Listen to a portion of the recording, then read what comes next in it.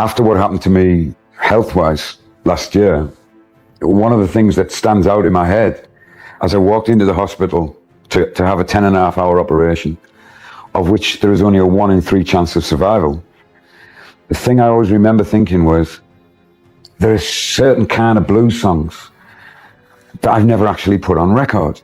They're things that I do naturally,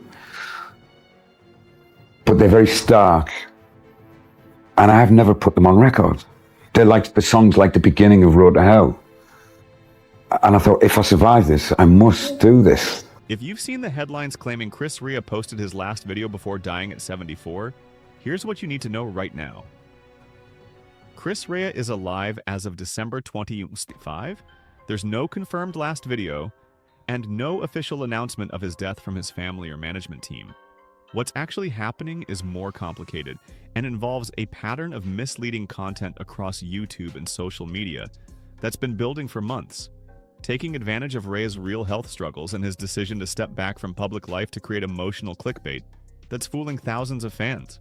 This is about separating what's real from what's manufactured grief, understanding why this keeps happening to aging musicians, and looking at what Chris Rea's actual situation is right now at 74 years old. The confusion starts with the fact that Chris Rea did turn 74 on March 4th, 2025. And he has been dealing with serious health issues since 1994 when pancreatic cancer almost killed him the first time. That medical history is real, the surgeries he survived are documented, and his decision to announce Road Songs for Lovers as his final studio album back in 2017 created a narrative that he was preparing for the end. When you combine those facts with his reduced public presence over the last few years, you get the perfect conditions for channels to start posting videos claiming he's died or released final messages because there's an audience hungry for updates about an artist they grew up with. The last video, claims that started circulating in late 2024 and into 2025, typically reference one of a few things that get recycled and repackaged with dramatic titles. Some point to concert footage from his 2023 European tour dates, specifically performances where Rea looked visibly older and frailer than in previous years, and channels edit these clips together with somber music and captions suggesting fans are witnessing his final performances. Others reference interviews he gave years ago discussing his health battles, cutting them in ways that make it seem like he's saying goodbye when he was actually just being honest about surviving cancer twice and living with the aftermath. Then there are the completely fabricated videos that use AI-generated voiceovers or manipulated audio to create statements Rea never made, with titles like Chris Rea's final message to fans or what Chris Rea said before he died will break your heart. These videos rack up hundreds of thousands of views before anyone reports them, and even after they're taken down, copycat versions appear within days using the same tactics. YouTube's algorithm struggles to catch them because they're often just long enough and vague enough to avoid triggering automated removal systems. What makes this particularly cruel is that Chris Rea has genuine fans who care about him deeply. People who've followed his career since the 1970s and who remember exactly where they were when they first heard "Fool If You Think It's Over" or sang along to "Driving Home for Christmas" during holiday gatherings. These fans see these headlines and click out of real concern, wanting to pay respects or learn what happened.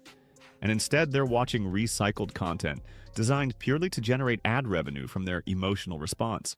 The pattern isn't unique to Chris Rea, because the same thing happens to any aging musician or celebrity who steps back from public life or deals with health issues. Willie Nelson has been dying, according to YouTube videos, approximately 40 times over the last decade. Bob Dylan gets the same treatment, and actors like Al Pacino and Robert De Niro regularly appear in thumbnails with "Final Days" splashed across their faces despite being alive and occasionally working. The formula works because people form genuine emotional connections to artists whose music soundtracked important moments in their lives, and that emotional investment makes them vulnerable to manipulation by channels that prioritize clicks over accuracy. Chris Rea's actual situation as of December 2025 is that he's 74 years old, living with the long-term effects of surviving pancreatic cancer twice and undergoing major surgeries that permanently damaged his digestive system. He hasn't released a new studio album since Road Songs for Lovers in 2017, And he's been selective about touring, with his most recent confirmed public performances coming during those European dates in autumn 2023.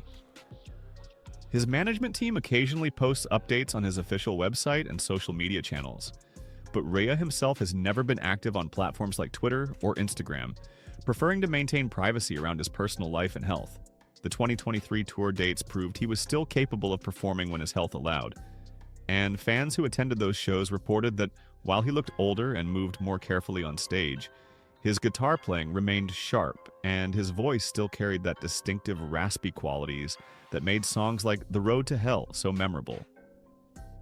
The setlist focused on his classic material, giving audiences what they wanted to hear while avoiding the physical demands of performing newer or more complex arrangements that might have been harder on his body.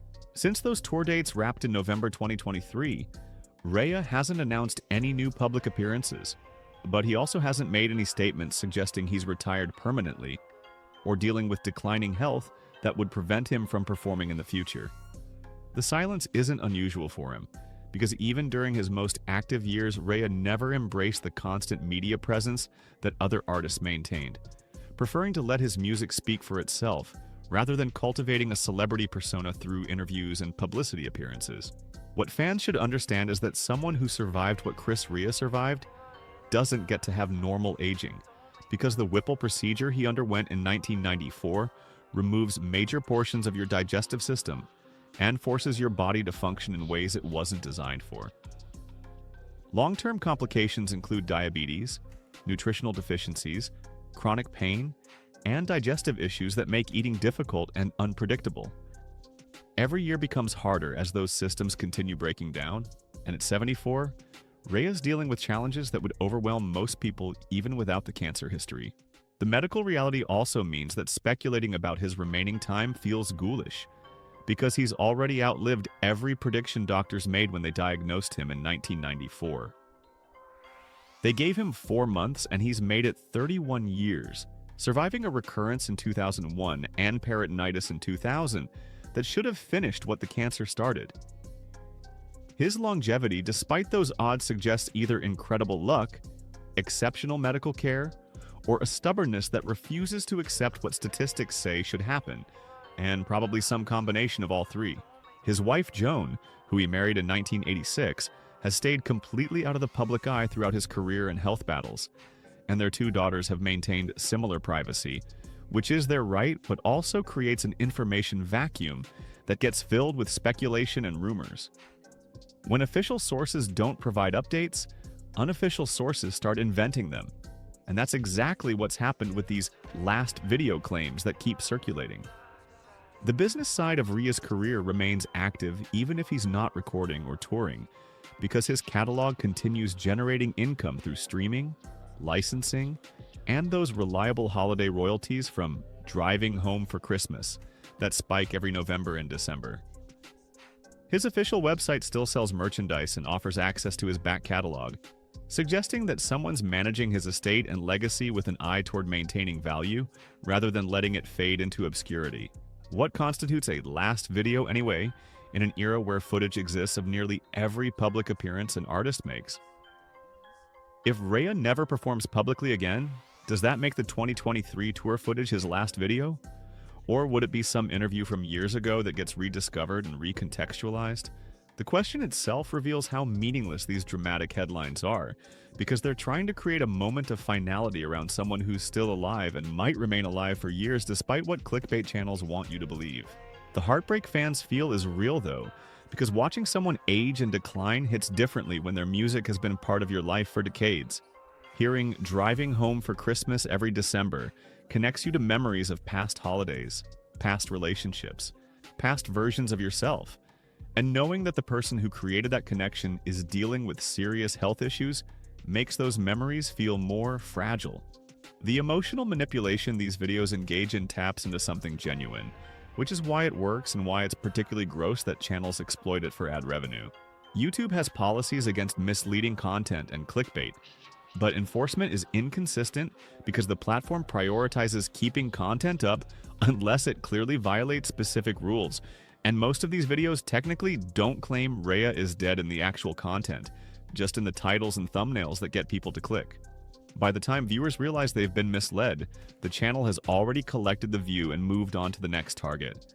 What fans can do is check official sources before believing dramatic headlines, because Chris Rea's management team would absolutely announce if something had happened to him, and reputable news outlets would cover it immediately given his status in British music.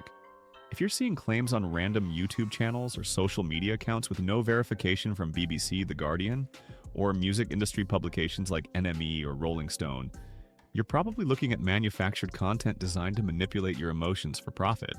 The broader pattern this represents is worth understanding, because it's not going away as long as it remains profitable.